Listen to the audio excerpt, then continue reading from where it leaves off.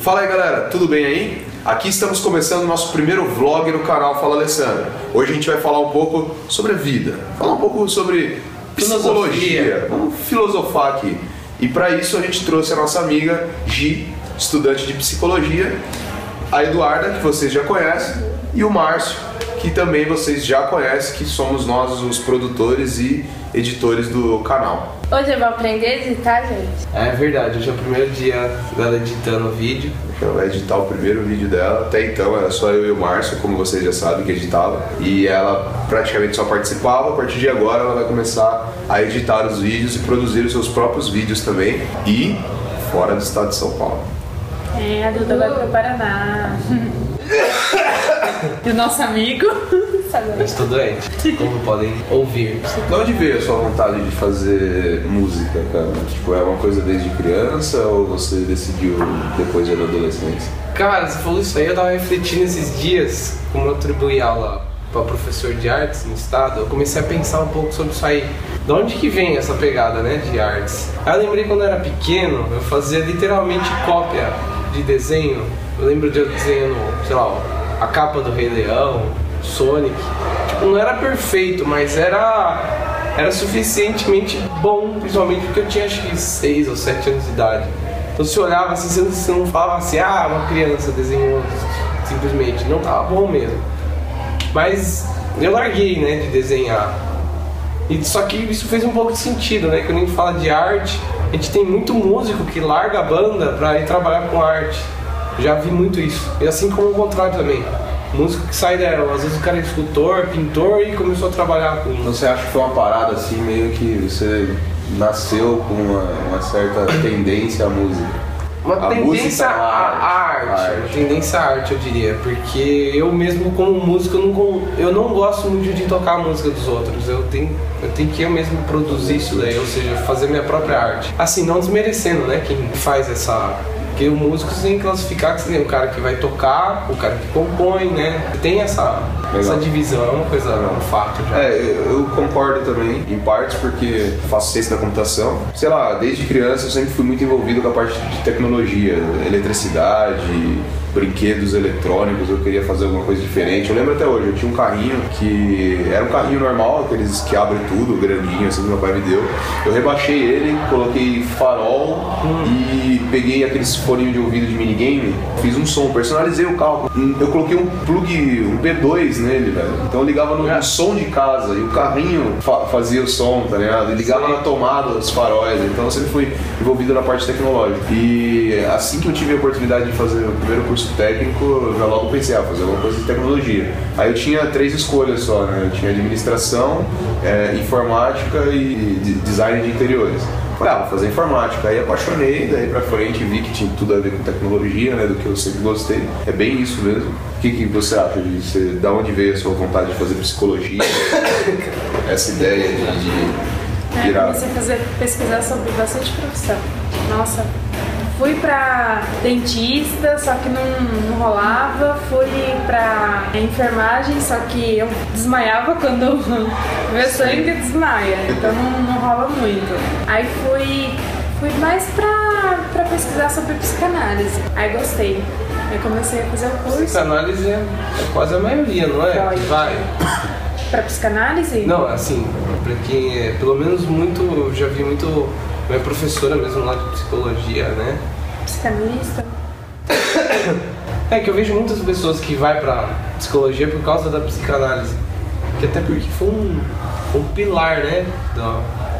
A psicanálise é meio... Eu acho que, por exemplo, começou com Freud, né? Sim. Começou com ele, mas depois foi se ramificando. Eu sou mais pra Melanie Klein, que já é com criança. É que eu vi muito psicólogo falar assim, eu vi a psicanálise, resolvi fazer psicologia então, e tal. Trabalhar com criança? Sim. Legal. Criança, adolescente. Então acho que aí foge um pouco da psicanálise. Né? Não, o que eu quero dizer da psicanálise é que eu vejo muito pessoas que vai atrás de fazer psicologia, por exemplo, por causa da psicanálise. Entendi. E às vezes é por causa de ter sido sei lá... Eu gosto mais por causa do desenvolvimento, porque eu acredito que, tipo, por exemplo, a família família é a base da criança, a base do adolescente.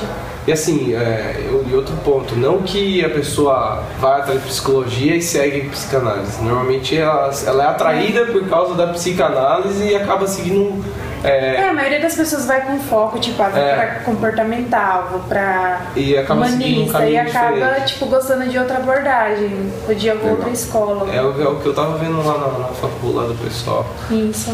Normalmente você vai, mas você vai com foco, mas depois você muda, não adianta. Você começa a gostar, ver outras teorias, ver que uma pessoa, por exemplo, Freud, vê que Freud não tem nada a ver com você. Aí você já vai pra outro. Às vezes gosta de Então você não saiu assim de uma vontade própria já, tipo, eu gosto de ver o comportamento das pessoas. Você foi meio que na pesquisa mesmo? Fui na pesquisa, fui procurar o que mais me identificava.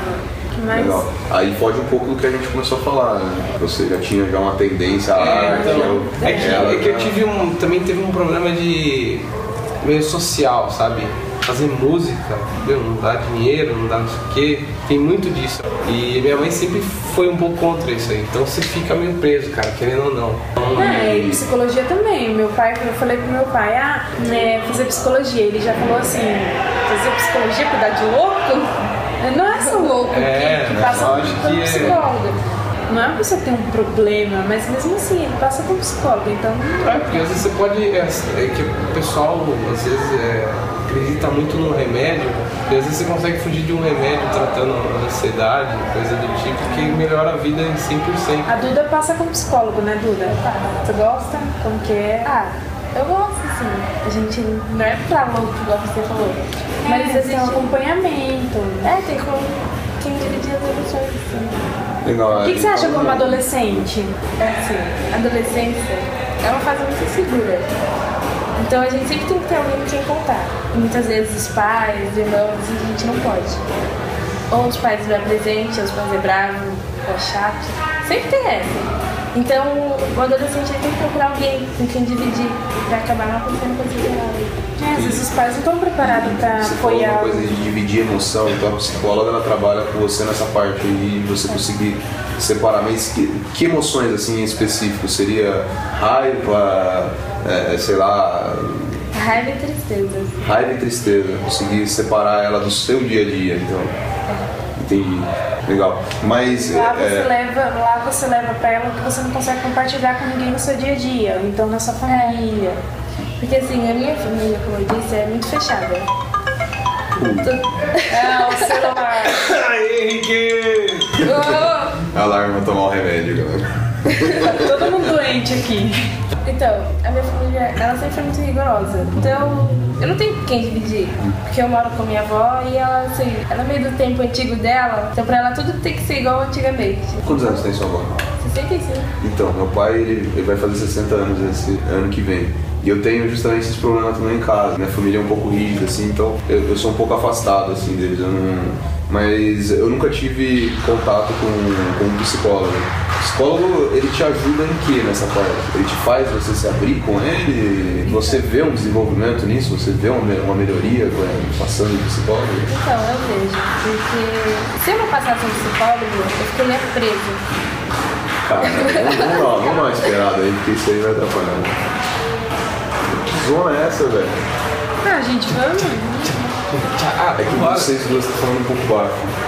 Então eu acho que a câmera está um pouco longe ali. A gente não tem microfone. Se você quiser doar um microfone pra gente, seria bom. E o gravador, né? Ou o gravadorzinho. Só o microfone acho que não vai dar muito certo.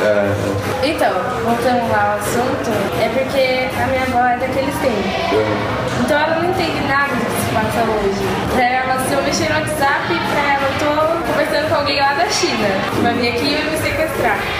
Então, é que meio que os nossos pais não estão preparados pra apoiar, tipo, a necessidade mesmo do adolescente, né? O adolescente, ele tem estabilidade no desenvolvimento. Isso gerou uma discussão uma vez na faculdade lá em metodologia e didática, se eu não me engano, que os educadores, por exemplo, tem muito educador tradicionalista que reclama às vezes da atual geração, mas às vezes é porque o mundo hoje é diferente, não é parecido com antigamente, o mundo que vai por vir ainda também não vai ser igual ao que é agora. E não tem essa atualização, vamos assim dizer, né? A maneira de tratar o jovem não vai ser a mesma maneira de tratar como fosse um tempo atrás. Às vezes você tem muita resistência quanto a isso, aí fica parecendo que o jovem sempre está errado. Mas às vezes é que a maneira que a gente está chegando nele pode estar errada. Ele está chegando na maneira que era antigamente. E hoje já deveria ser diferente. Você passa sempre pelo mesmo psicólogo ou você já chegou a trocar de psicólogo? Sempre pelo mesmo. Sempre pelo mesmo. Então você conseguiu ele conseguiu ganhar você assim, nessa parte de confiança. Então, legal. Já faz uns 5 anos, assim, faz um problema de família mesmo. Então eu comecei assim, a gente começa a me intimidar. Ai, ele vai falar tudo pra minha mãe, ele vai falar tudo pro meu pai. Só que aí com o tempo a gente ganha confiança. Até mesmo porque o paciente dele ali é você, não é a sua mãe. Ele pode, claro que se ele for falar assim, se ele for falar alguma coisa com a sua mãe, ele primeiro pede permissão pra você. Eu posso falar isso com a sua mãe, eu posso comentar isso com a sua mãe, porque o paciente dele é você, ele tem um sigilo com você. Você como uma futura psicóloga, mas e se ele vê que tem algum traço ali, não sei, digamos... Que ele perceba, por exemplo, que o problema não é ela, o problema é a mãe. Não, uma coisa um pouco diferente. Por exemplo, eu imagino, lógico, vou dar uma exagerada aqui, não sei, um traficante, por exemplo. Se a mãe dele, antes dele ser um traficante, tivesse levado ele no psicólogo, o psicólogo tivesse tido essa sensação na hora de conversar, isso ele passa para os pais. Por exemplo, o moleque tem uma tendência de querer roubar, e o psicólogo acaba percebendo isso. Ele não vai pedir permissão pro paciente dele, que no caso é o garoto, para falar isso. Não, aí tudo é tratado nesse com caso, a pessoa. Dá para chamar os pais ou não também? Não, Tenta tratar diretamente com a pessoa. Não, aí teria que ser direto com a pessoa. Então a relação que ele tem com o psicólogo, com a pessoa. Não, ninguém fica sabendo mesmo, né? Aquele lance. Ah, legal. Eu pensei que... É porque eu vejo muito comum quando a gente leva. Algumas mães, alguns médicos falam, eu recomendo um psicólogo. Ah, legal. Mas aí eu sempre vejo que a psicóloga mandou fazer isso, a psicóloga mandou fazer aquilo. Mas isso aí é meio para dar um feedback pra mãe, então, né? Porque o que ela conversa... ele dá um feedback pra mãe, mas assim, nada que por exemplo, ela não permita falar com a mãe dela. Por exemplo, tem um problema com você, alguma coisa assim, que tipo, eu posso falar com a sua mãe, eu posso expor a situação da sua mãe, às vezes ela não quer. Então é um lance de confiança mesmo. Então. Tem um filme, cara, que eu não vou conseguir me recordar o nome. Só que a psicóloga, ela tem uma cliente lá, ela começa a falar, né, da vida dela, e a psicóloga começa a recomendar, nossa, você tá precisando de um amor na sua vida, né? Dê mais oportunidade. E aí ela começa a retratar, ela começa a perceber que provavelmente o filho dela ela estava namorando. Só que ela falava de assunto desde relação amorosa até sexual. Tudo que aí a psicóloga não sabia o que fazer, se ela falava pra cliente dela, se falava pro filho dela, porque tem essa parada profissional de tipo, como é que fala, de privacidade, né? Pra você ter uma noção. Então, tipo, ela tinha essa preocupação que ela tava tratando, então, talvez a futura nora dela. Mas tem essa coisa de privacidade, ela não podia falar. Aí no final ela arrumava uma confusão, porque ela buscava esse lado profissional sem relacionar com o pessoal, e no final ficou tudo relacionado. Eu percebi que aí você já puxou um pouco pro lado do profissional, né? A questão da ética profissional, da ética do psicólogo. Por exemplo, eu sou a psicóloga e ela é minha paciente. E ele é meu filho. Então, os dois, e ela é super mais velha. E eu começo a falar pra ela, não, mas tem que... Ela começa a falar, ele é novinho, tudo. Mas eu falo assim, não tem problema, tudo. Mas depois eu descubro que o novinho é o meu filho.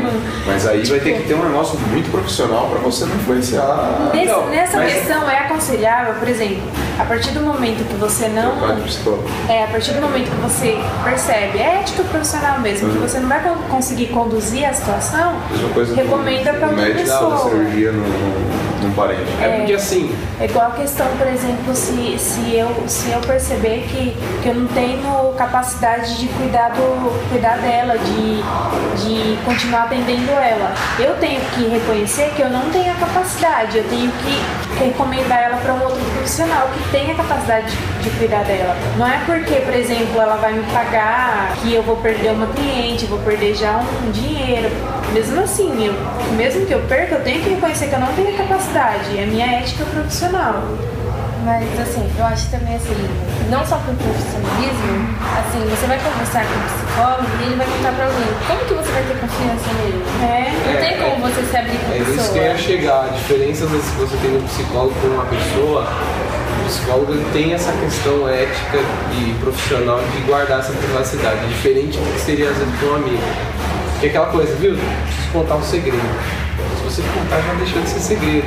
Agora, um bom psicólogo já tem uma relação profissional, já é outra parada. Ele vai conduzir você a achar suas próprias respostas, a entender o que está acontecendo. Qual que é a relação que você vê em tudo isso aqui que a gente falou, em relação ao que você faz quando vai uma consulta, não posso dizer uma consulta, quando você vai conversar com o seu psicólogo, né? Então, assim, é uma coisa legal e também chata, porque você divide com ele, o que você não confiaria dividir com um amigo. Amigo não, colega, porque você chega na pessoa e fala como ele disse, vou te contar um segredo. Aí, essa pessoa chega e outra fala, vou te contar o segredo da fulana e você não conta pra ninguém. Aí tá todo mundo sabendo. E na psicóloga, você tem que ter confiança, senão você não consegue se abrir. Você tendo confiança, você vai falar tudo pra ela e ela vai te ajudar. Ela consegue melhorar a sua situação.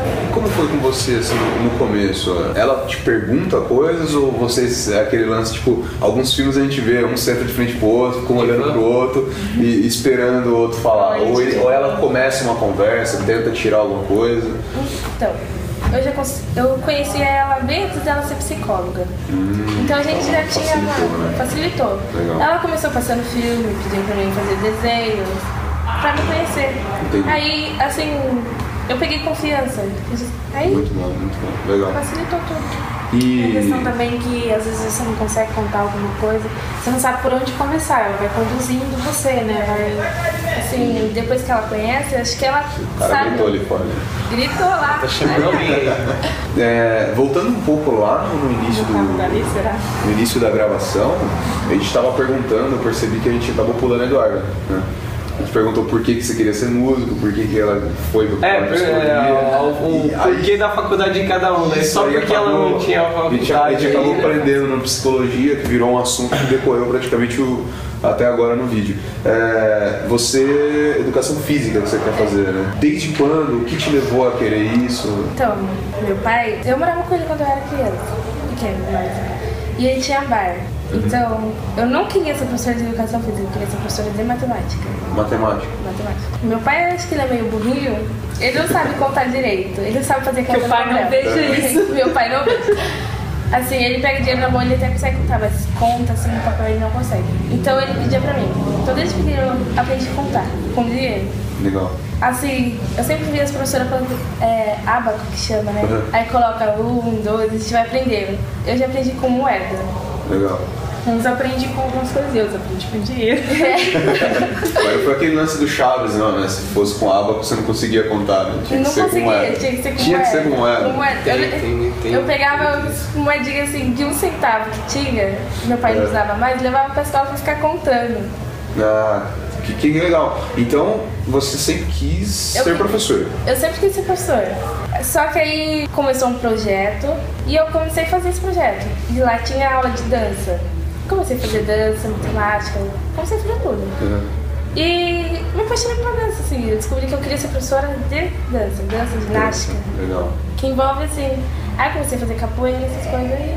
Você quer ir pro caminho da educação física pra chegar na dança? Na ginástica olímpica. A ginástica olímpica.